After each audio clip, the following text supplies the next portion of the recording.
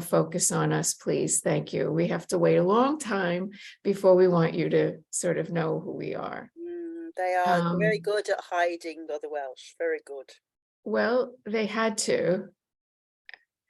So anyway, I was as surprised as anyone could be that I would be writing a book. And that started in January of 2000.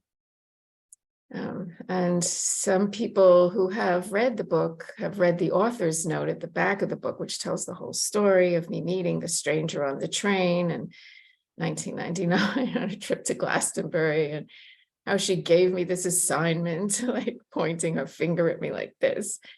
And I think now I understand, because to be what they've called a tabula rasa, or blank slate on the subject, I had no obstacle of my own belief system to get over. So she could tell me whatever she said. I was just going to write it down, So first of all, tell us about this stranger on the train, because I think that's enchanting. Tell people that story. It was really, well, I had been to Glastonbury and Avebury before. It was 1997 when I fell in love with stone circles. That was, and it was my second visit to the tour, which I also really love the area out west. And that is someplace I like to go. I continue to go. But I had a friend who was introduced to me in 1999. I was in London for an evolutionary astrology course, which is about past lives and things. It's kind of interesting. So I go out and I meet this woman, Louise, and we're like instant friends. You know how that happens. And she had a couple of guys. One was a boyfriend and another was a lodger in her house on the slope of the Tor. So we were bouncing all over, having a lark, it was real fun. And the last place they took me was a place called Cadbury Castle, which is one of the million places that claim to be where Camelot was. You never saw anything like it. I mean, I've been so aware of how many people are claiming this. To me, it was just like, a story that I enjoyed, and I wasn't really, but I had already found out that the bones that were supposed to be of Arthur and Guinevere at this abbey in Glastonbury weren't, that they dug them up and they were cow bones. But the thing was, anyway, I was already a meditator, a light work meditator for many years, and I could pick up energy, right? So as we were walking up the slope to Cadbury Castle, inside I'm going, not even close, not even a footfall from Arthur was on this place. But I'm not saying anything because, we're having a lark. And I'm a Sagittarius, so I can be very direct. And then cause problems because I say what I think. But I was, keep it quiet. And so right from there, I think I went to the train going back to London, and there was absolutely only one seat left on that crowded car that I got in. And it was across from a woman. Some people know, because you've traveled English trains, that they have bench facing each other with a table in the middle sometimes. And that's where I was, on the end of that. Across from me is this woman.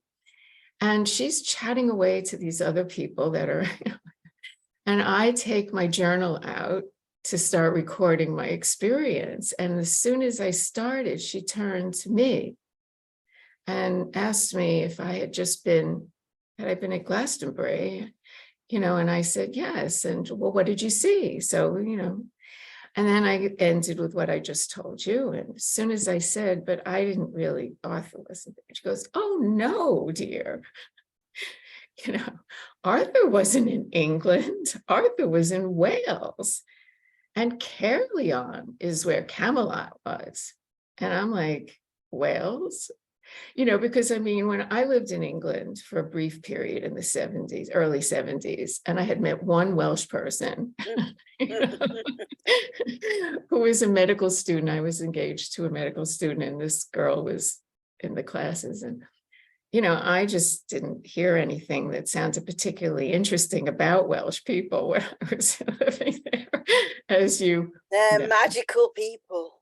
Well, I didn't hear that part because I was with medical students in the pub, and that was before my astrology days too. I had been working in advertising and public relations. That's where I was. So anyway, off she goes on this, and I'm just, ugh. And then she says, well, did you ever read The Mists of Avalon? And I said, of course. To me, in my circle of friends, it was like, who didn't read that book? When it came out, it was really a feminist book in a sense, because here was a woman who had been a powerful woman, So anyway, she said, well, that went a long way to humanizing the character of Morgan Le Fay. She said, but someday someone, this is where I'm starting to, is going to write a book about Nimue, and then we'll hear the story. We'll hear more. And I'm like, why would anybody write? Why would I spend time? I mean, she didn't know anything about me. She didn't know I was an author. She didn't know anything, just that I had been to Glastonbury. So strange how these things connect, isn't it? Well, I've had a lot of mystical things happen in England. When she said that to you, did you know who Nimue was? I did, but I knew her as an evil seductress in one of the tales, where she's like a young, beautiful girl, and she just, for no apparent reason, gets a hold of the aged Merlin and seduces him and steals all his knowledge, and then traps him in a wind tunnel that he can't get out of. And you never know what, you just don't know why. And so, but you knew she was evil. So when I hear Nimue, I'm like, what? Why would I? Why am I going there? Yeah. I'm not going to spend time with that. And then she hooked me because I love the music of Lorena McKennitt, who is a Canadian. She sounds like she's doing all the stuff from Ireland or England, and and the album that I was listening to had The Lady of Shalott. She was singing that poem, her version of it. And so here's this woman, and she just casually says, you must go to the pub in Caerleon where Alfred Lord Tennyson wrote The Lady of Shalott. And that was it. It was like, oh, and she didn't know, but I was coming back in December, and it was going to be my birthday right after the second part of the evolutionary workshop. I was going back to Glastonbury. She didn't know any of that. It's very strange how these things happen, and yet so many people have got stories like this where it's just like you were in that right place just at that right moment. It was clear. So obviously my story of how I got sucked in by the bees is now quite well known. So I want to know how the goddess drew you in now. So you gone from the train, what happens then? Well, what happens then is that I, spend a night having dinner with some friends and I go back. But when I went to back and I went to the pub, it was a very nice experience. Caerleon was lovely, but there are the ruins of the Roman fort. That was the biggest fort. I didn't know this yet because I never researched anything, but now I know that they had in the whole time when they were in that, early invasion. The second Roman invasion was the church, but the first Roman invasion. And it must have been the hologram. I was in the story, walking through, if people don't know what a hologram is, the idea that everything that's ever happened in a place is still happening. So if she told me this is where it took place, And I didn't notice it consciously, but I got home and it was right at the beginning of January. And I took out a legal pad because I was still writing longhand in 1999, right? People were still taking notes in You class. still wrote back then. Yes, it was amazing. And she just started talking to me. She gave me what I give you at the beginning of the book. She told me this, and some of what she told me in the scene about her birth, about what the area was really like. Because the Celtic Dark Age, she also told me the year of her birth, which was phenomenal because, again, I knew nothing. So when she told me 479, I was like, whoa, 479. Because most of the Arthur tales are set in the later medieval, because everything you have ever read that was, famous wasn't until the 11th or 12th century and was written by Cistercian monks or after the Dark Ages. It was the time of Christianized. But that's the thing that is so fascinating. She was telling, like I said, I just trusted her. So for the viewers who don't know, who is she that you're talking about? Who she is well, I just happen to have concealed about my person. In case I needed to do this. Good. Because I don't know it by heart. Right at the beginning in chapter 1, which I usually can't see these pages. God, it's disappearing. You need to keep it still. Oh, that's just like magical. It's very magical. She says, she's in the other world at this point. She says, I am Nimue, or so the storytellers call me, unless I am Vivienne, the Lady of the Lake, or another name of their own device. Of these false names, I prefer Nimue as it speaks of memory, and that is where I dwell, in memories of an age they cannot truly capture, but which I know well. And so then she goes on, and then she says, in truth, I was the last priestess to be called for training on the Priestess Isle off the west coast of Wales. So she herself is not in Glastonbury. Where is the Priestess Isle? Is it Anglesey? No, that was the priest Isle. That's where the Druid priest schools were. Where is the Priestess Isle? Well, they now, what I was told by her, and when I was there, I will tell you, I got to see this island of Bardsey, or in the Welsh, it's Ynys Enlli, with a hl in it. It's hard to, Enlli, one of those. And that means island in the currents, which I feel is an acknowledgement of not just the currents between the cliffs. It's off the Llŷn Peninsula, and which is also where Dr. Bach was when he developed the Bach flower remedies. Right. And he was Welsh. I mean, I was a Bach flower practitioner since the early 90s. This is all like bringing it all back home for me, right? So there I am standing on the cliff and looking out at this island that has like a tor. It has its own hill, and it has mist covering on the bottom that day. And it was hot. It was July, but there was this mist. And they left me alone there. This always happens to me. The rest of the tour was down on the beach, and I'm there, and suddenly my hands are up. This is not a normal occurrence.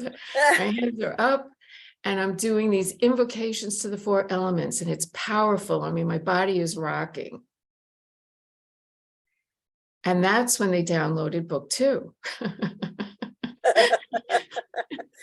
Okay. Next week.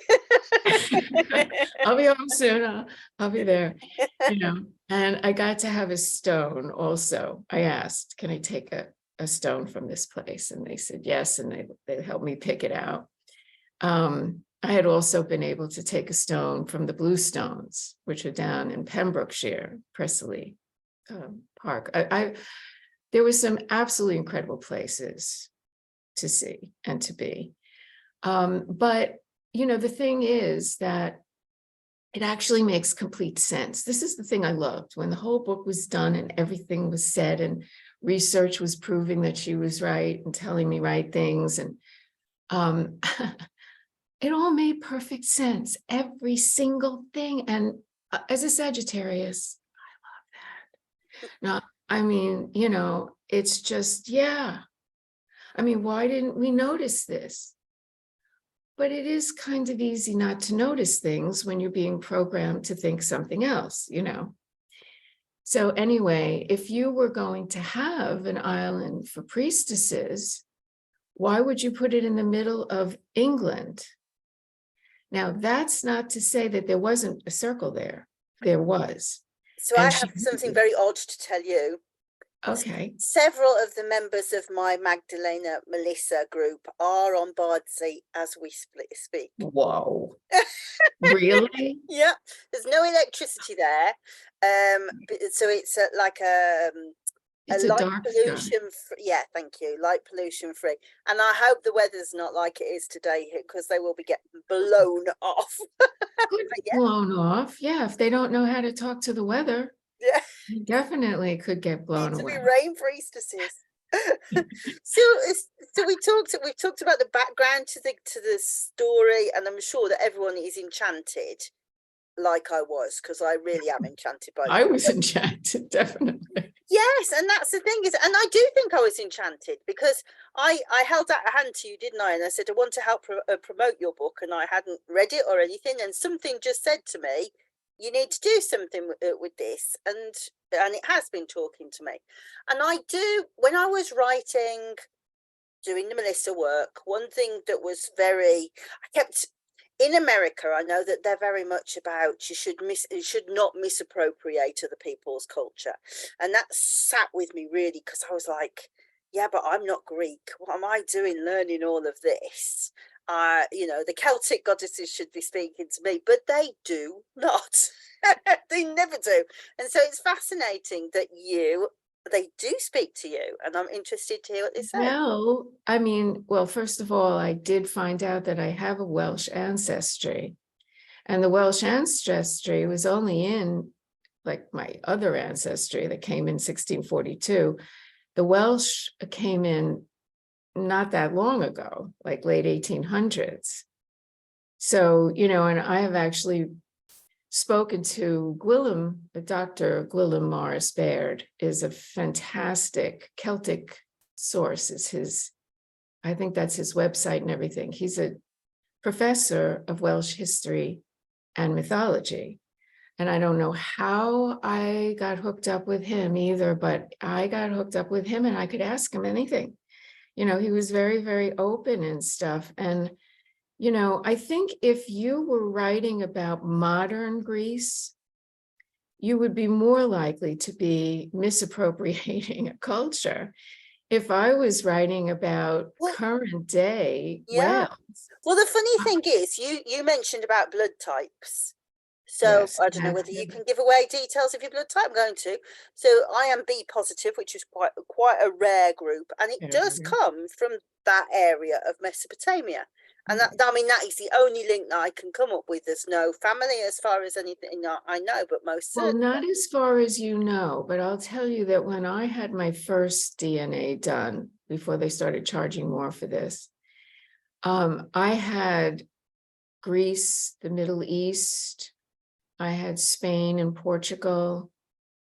And, you know, since I now know how much travel was done and how many people were trading, you know, I mean, they found wool from Wales in Greece, you know, so my point of view is that it's in your bones. And somewhere it's in your bones. You just don't know where. No, I don't know where it came from. No. It doesn't matter. And again, as I say, then there's this other level, which is also called the past life.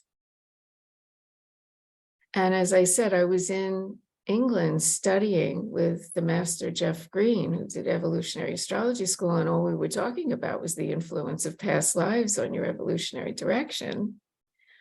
So who's to say that I wasn't there? No, absolutely right. So You tell know, me about, so which of the goddesses speaks most to you?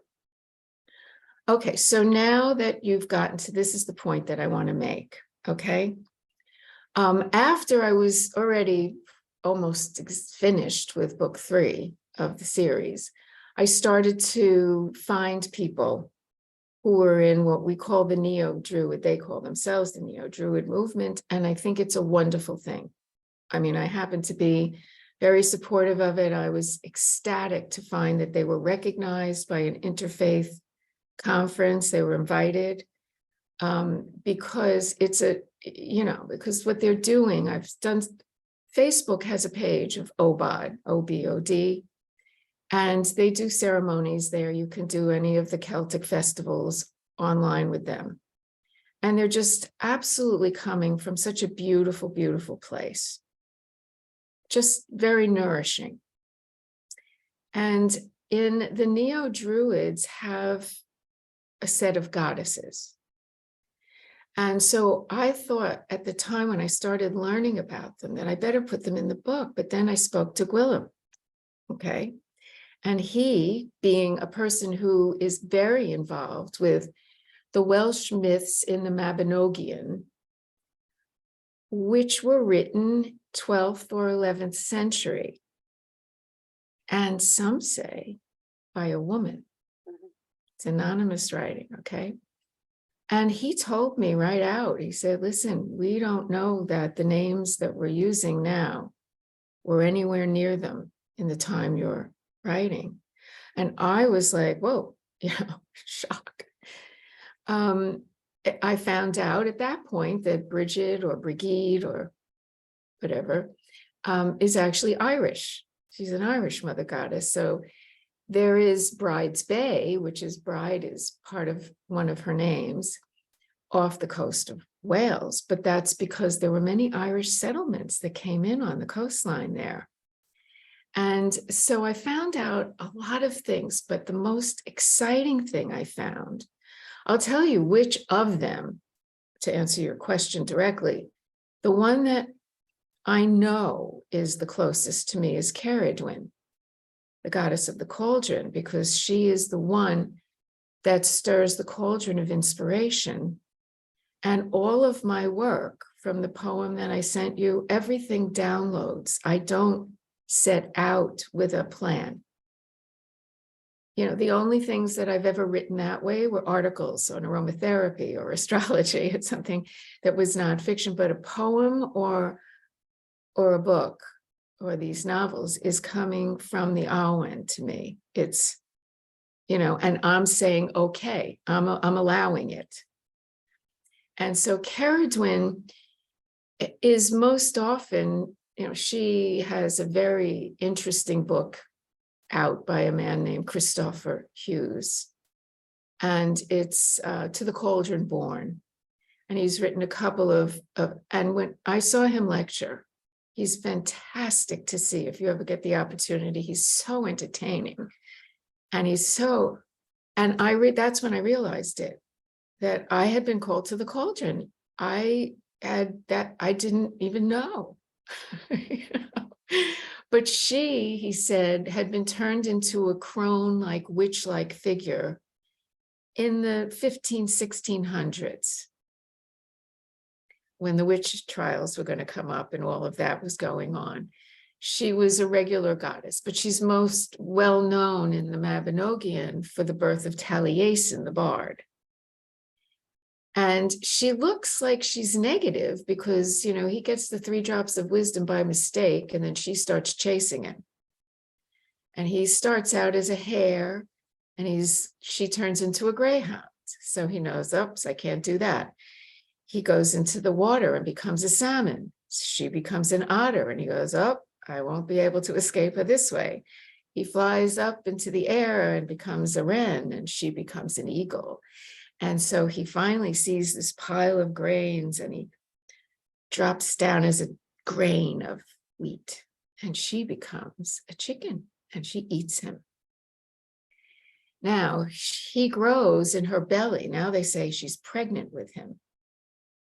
And when he's born, he's so beautiful that she can't do away with him. So she puts him in a leather boat called a coracle or something.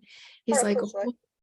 right, and sets him out onto the water. It sounds like Moses, you know. A lot of these images go through many cultures, You you see them know. lots of the different layers, don't you? Yeah. Yes.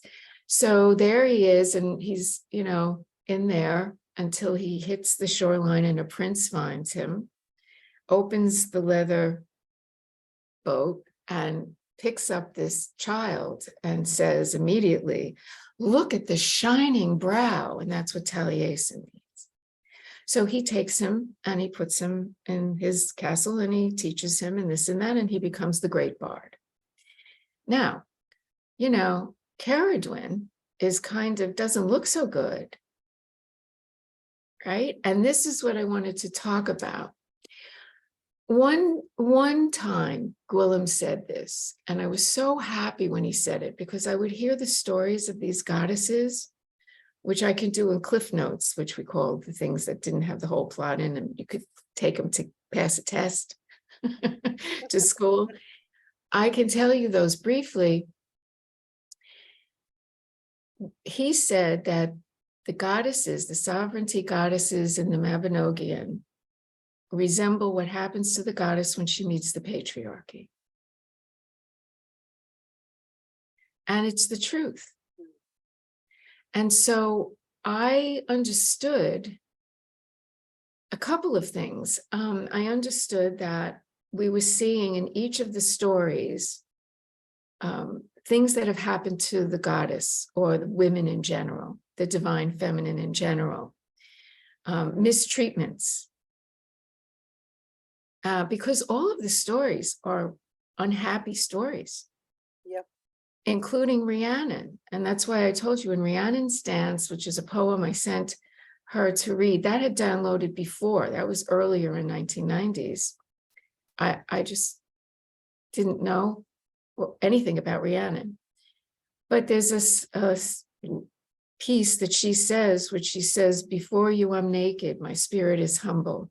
I choose to forgive you again and again. And she's saying this to her male partner. Well, the story of Rhiannon is, to go right to this point of it, she marries a king, which is an issue of metaphysical and metaphorical meaning.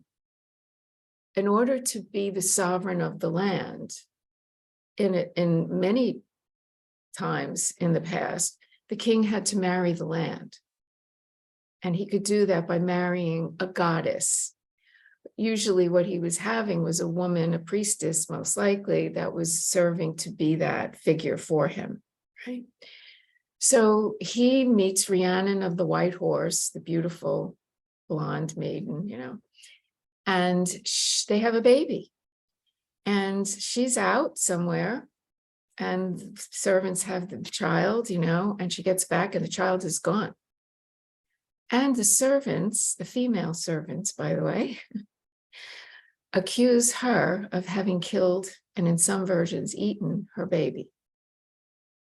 For some reason, again, unbeknownst to us, the husband believes them. There wasn't a lot of put them to death things that happened in those, you know, but there was penance. And her penance was to be naked, go to the gate of the kingdom, and be a horse carrying a visitor on the back if the visitor was coming to see the king. Before you, I'm naked. My spirit is humbled.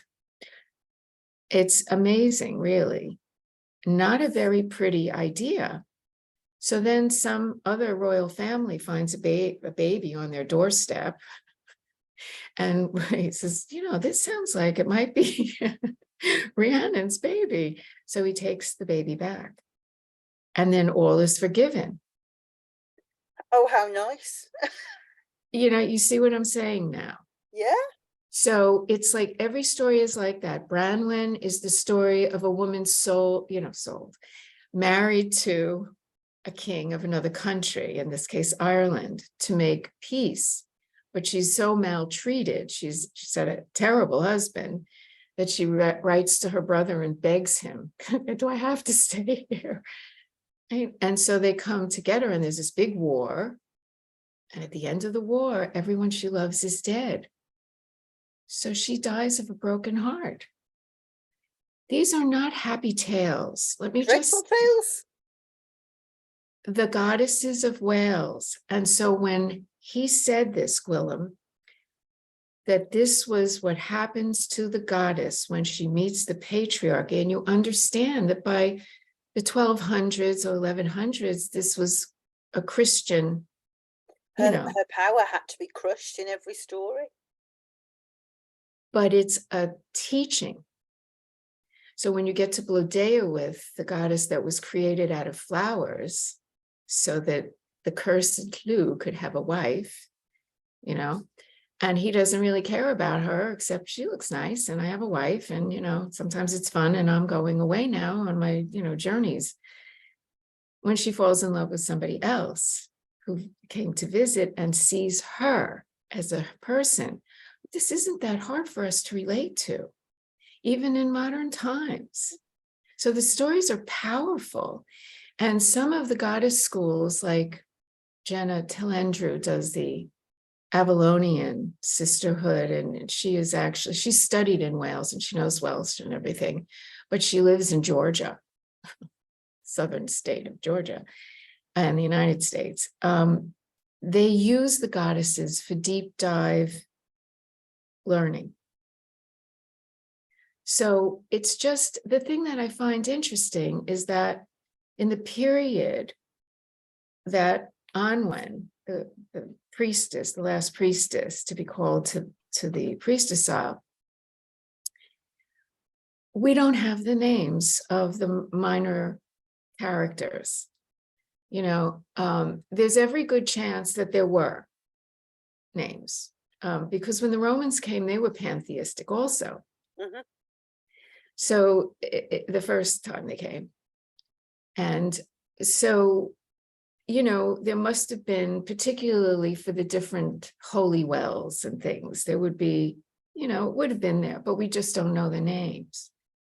So since I didn't know them, I chose not to use them in the book. And I speak of the mother goddess because they definitely, and even her name is up for debate, but a lot of people feel Modron was around at that time. So I use that sporadically, but I just address the energy itself. That's of the beautiful. goddess. So what is it that you want for the books now? What would be your dream for the book?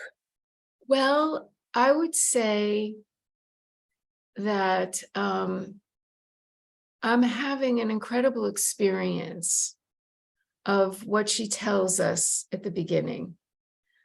She tells us that the reason why she hasn't come yet to speak, the reason why she's here now, and she says that you will know this story is true, for it is your own. It's a memory reawakening in the crystals of your bones. And that is the time we're in now. We're able to open up to this now. We have the Neo-Druids, and believe me, I'm not negating their practice at all, or that they use these goddesses, because I think they're very powerful, instrumental archetypes, yes. But, I think that the books are teaching you what you have within you. And they taught me a lot. I had already been doing a lot of circles. I had been, when I finished, by the time I finished and got the full book 2 started in 2013. And I had already started having people meet, and we were studying these goddesses and the festivals and the circles.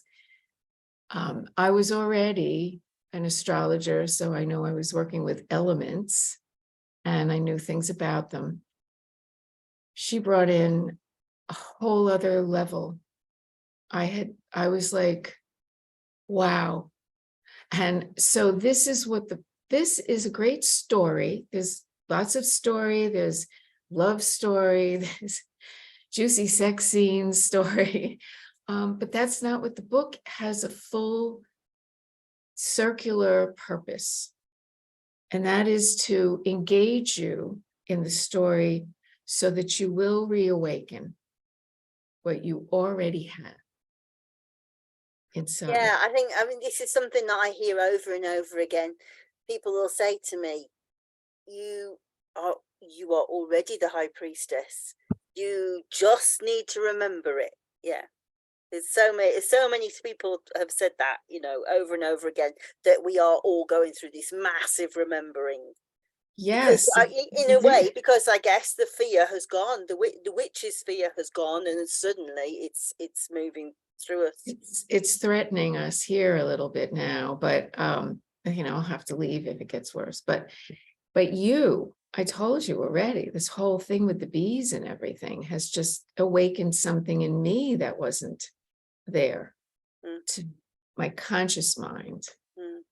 But even in the Rhiannon poem, as you noticed, it says golden air thick with the humming of bees. I mean, Yeah, you had definitely been to a bee place and not even. It was already there. Yeah, yeah. It is funny how that happens. I see that happen a lot. Yeah, yeah. So to me, being in your presence, and when you're talking about the things that you talk about and the beautiful things that you post. Thank you. Oh, I mean, it's like nourishment. Thank you. It's like honey, like propolis.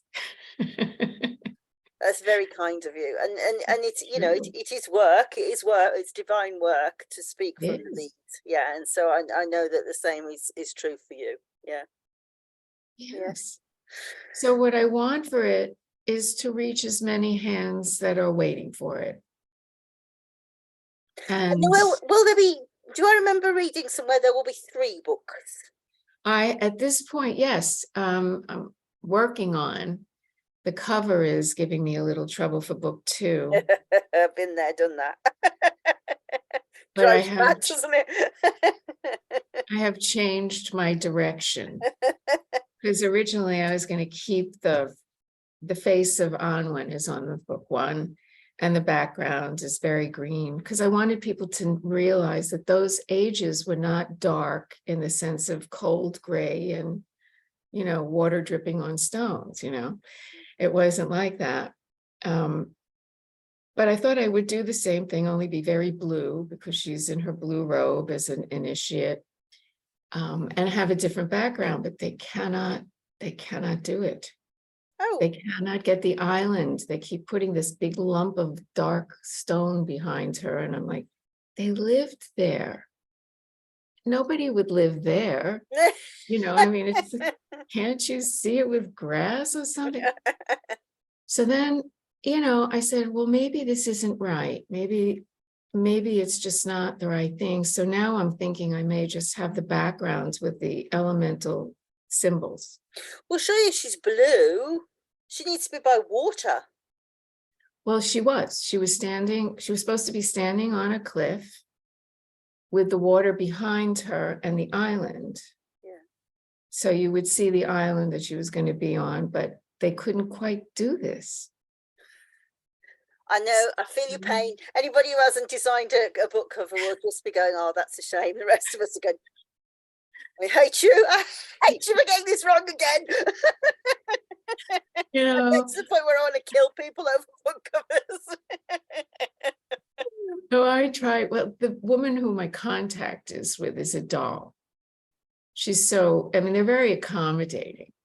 So with the second try, didn't make it. And then my artist was going on vacation, and that was a gift, because that's when I went into a meditative state one day, and suddenly it was like, don't do the same thing. They don't see it. There's a reason. Yeah. So that's when I said, okay, you know, so I'll see what they come up with. You know, I would be fine if they just had, you know, the triangles that are the elements, you know, some of them are up and down and have line in sort of like gold or silver or something on the blue background behind her. Just precious metals, just like that, just thrown away. do it, you Do know. it. But anyway, and I don't know, I have no idea, because book 3, it's like they're very different segments of her life. So book 1 is all of her preparations, her first initiations, her first studies with Merlin and Gwyneth, the wise woman, and even Gwendolen, who is the name that you know is Morgana. She is the Morgana on this isle. And she is delivered to the island. And so then you have like lots of story in book 2 that gives her the experiences she needs to master the tools that she's being given. And then she goes on the mission, because the mission of this time period was to preserve the knowledge. They left nothing written. They left no oral tradition, because it would be distorted. That's right. And therefore lost. But if you don't know, and if they still, I mean, I sometimes feel that all these searches for Arthur and the searches for Merlin and the searches, which never come up with anything, because they keep searching in the places that the storytellers were telling them something happened. Well, it didn't even happen. Is the search for this, the truth of this people, Of what they were. you know. And as I said, it isn't that England didn't have there was a circle of 9 on the tour, definitely, because the circle of 9 priestesses there were 9 pearls on the cauldron of Ceridwen, on the rim of the cauldron.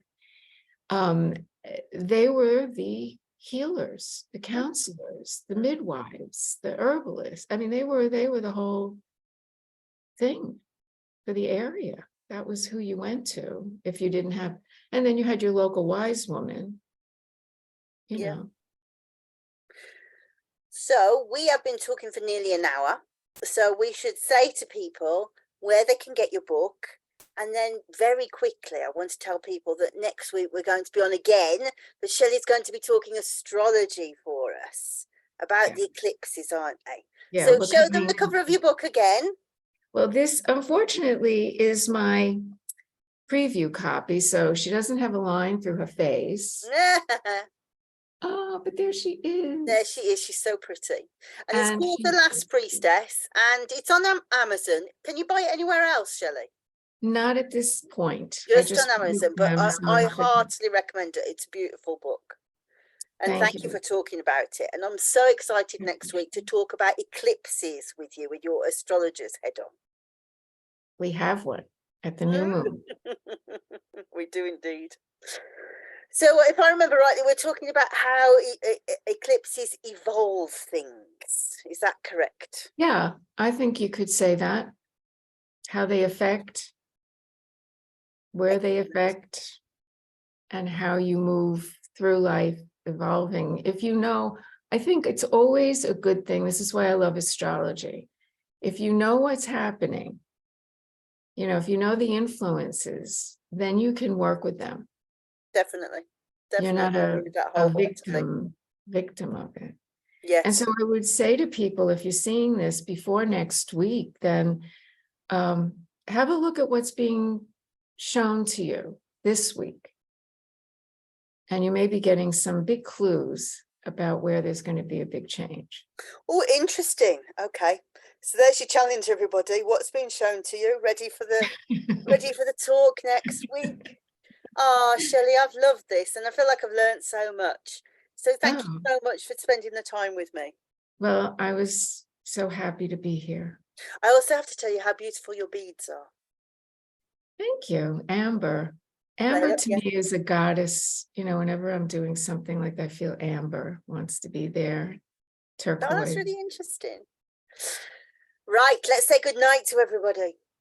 Stay on the line and I will press stop. Say bye. Bye.